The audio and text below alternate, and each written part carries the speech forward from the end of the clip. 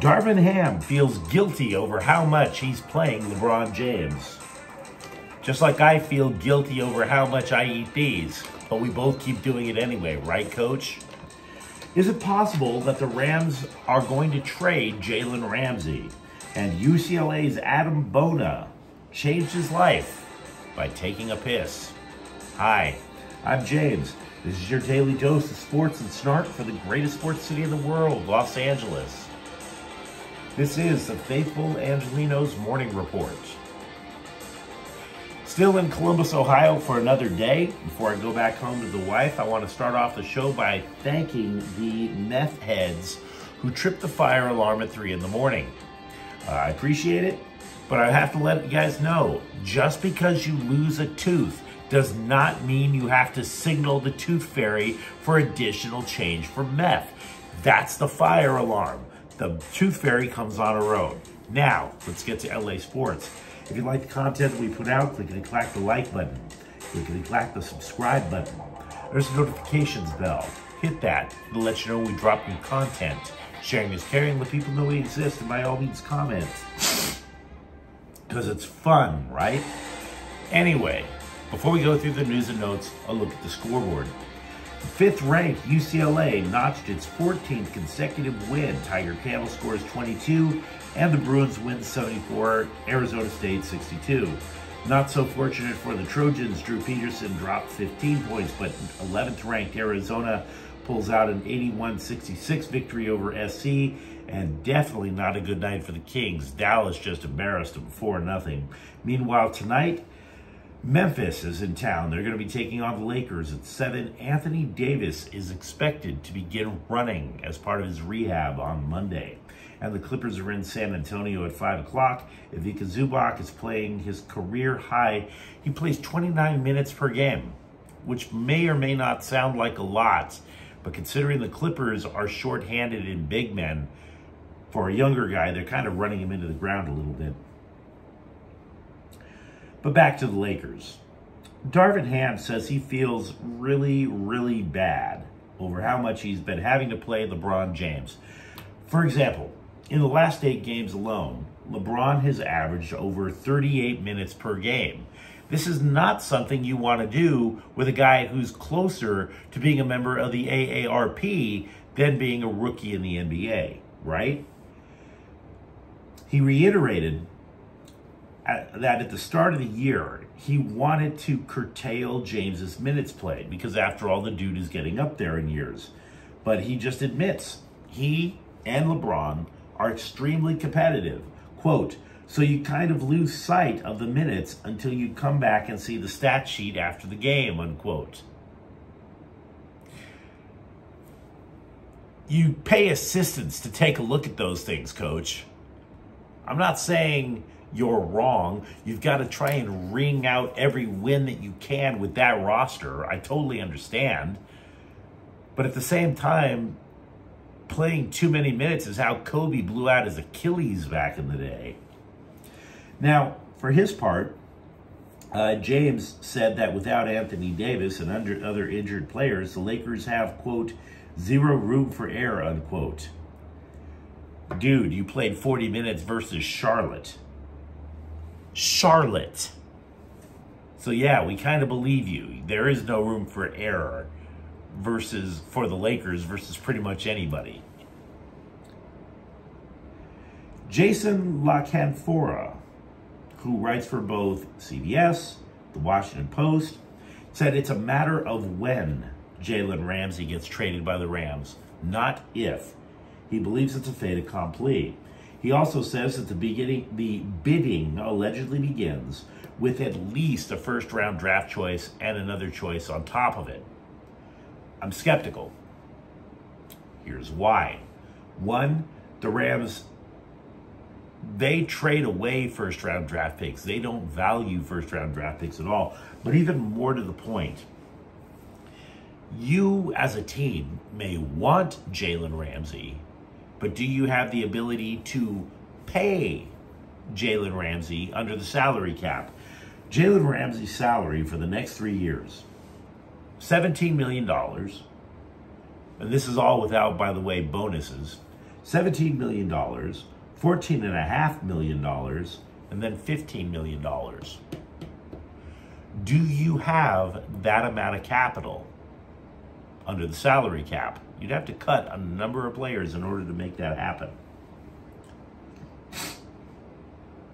Thomas Brown, who recently interviewed to be Houston head coach, is a candidate for offensive coordinator with the Rams.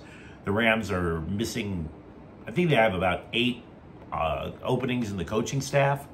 Liam Cohen was the guy who stunk up the joint as their offensive coordinator, and he just ran with his tail between his legs back to Kentucky, which is ironic because everybody in Kentucky on the whole evolutionary chain, yeah, the people of Kentucky have rudimentary tails to tuck between their legs. So he'll fit in quite nicely there. Brown again interviewed or can be a candidate for offensive coordinator. The Rams have also requested an interview with Justin Outen, Denver's offensive coordinator. The LA Times, they tried to write this nice feel-good story about Adem Bona of UCLA, the center. They tried. They also failed. I'm not saying he's a bad guy. I like Adem Bona. I have no reason to not like this guy. But when you tell me that he was discovered in Nigeria while he was taking a piss, I can't get past that. I can't. He got discovered while taking a leak. Quote, stepping outside his mother's Nigerian store to use the roadside as a restroom, the 13-year-old, already 6'7" player towered over the car he was using as a cover, unquote.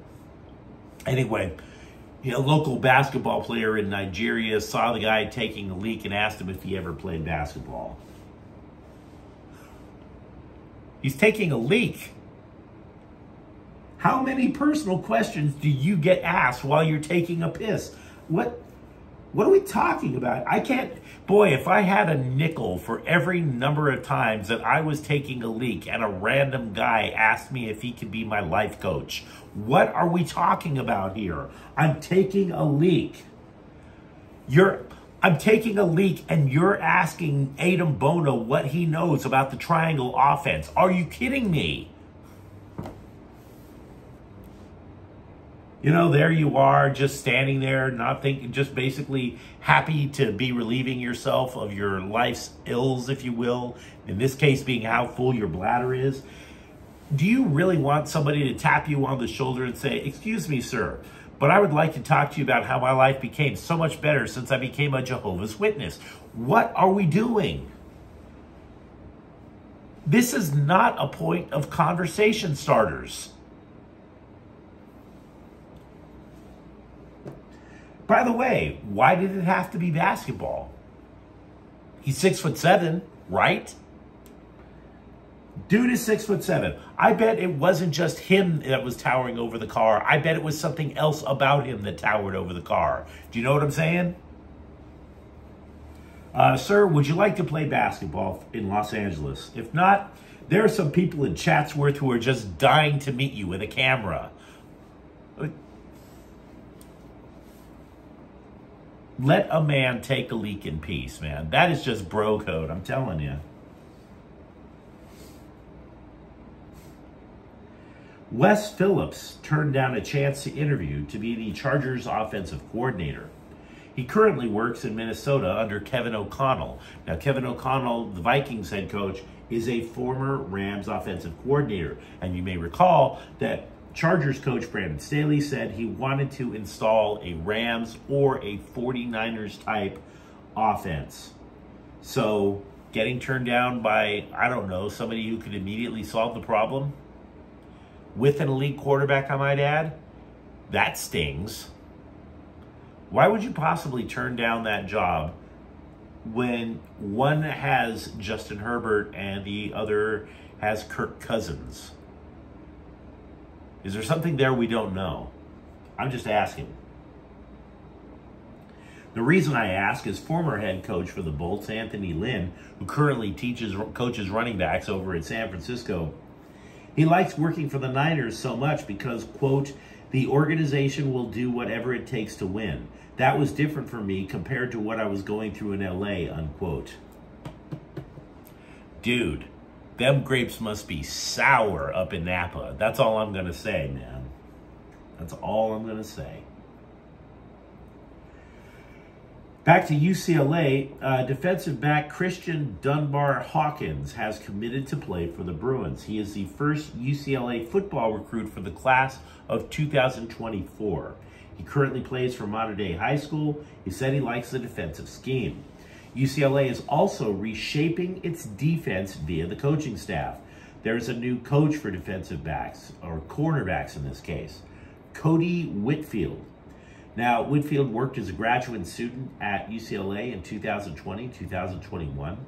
He didn't play for the Bruins, though. He played for Stanford, both as wide receiver and defensive back. He has work to do. For the last 4 seasons, the Bruins have either been 11th or buck naked last in pass yards allowed per game in the Pac-12. And I've been saying it for weeks, guys. And I'll say it then, and I'll say it now. The first school to sanity wins. The first school to remember to play defense, whether it's USC or UCLA, they're the ones that win. Winger Carl Grundstrom is on injured reserve for the Kings. He's going to be out until at least February.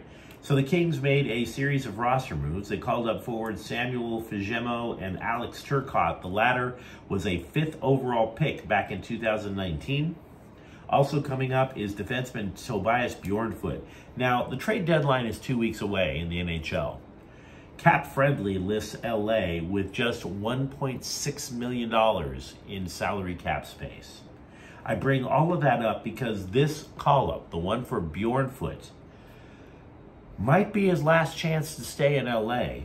I figure Bjornfoot is a left-handed defenseman. And if you follow the Kings, they are loaded with elite prospects for right-handed defensemen.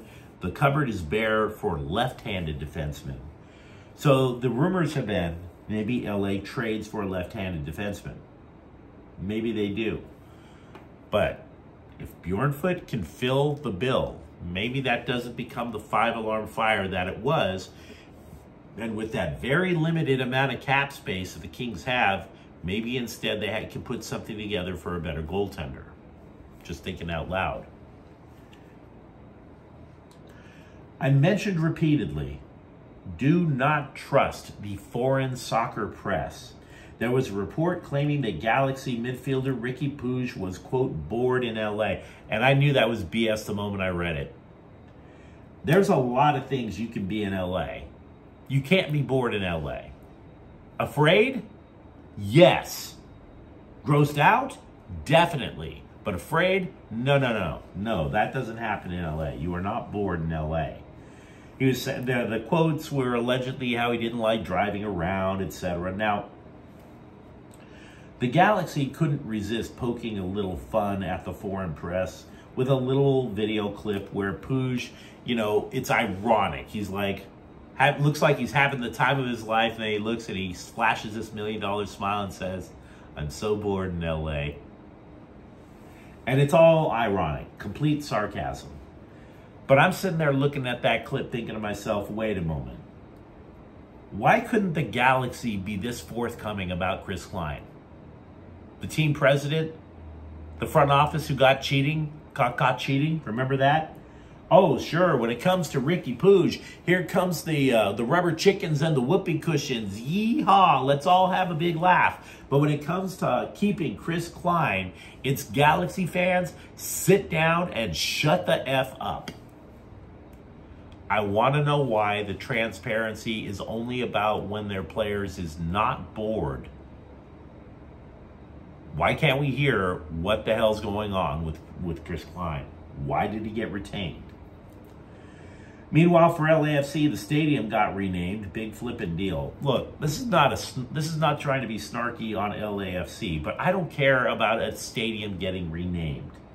What about the midfield? That's what you need to know about if you're an LAFC supporter. What about the status of Christian Tello? If you're an LAFC supporter, these are what you should be interested in. Who gives a damn about a stadium naming rights deal? So I don't care what it's named. I'm not even going to try to look it up. But you let me know what you think in the comments thread about pretty much anything else, right? Let me know what you think about LeBron James's burden with the extra minutes, or if the Rams would actually trade Jalen Ramsey. There's a lot to talk about. And if you enjoyed the content about LA sports, don't forget to subscribe to Faithful Angelenos. We talk LA sports every single day. Thank you for watching. I'm James. We'll be back tomorrow. Faithful Angelenos is a Kian Corte El Queso production. Take care.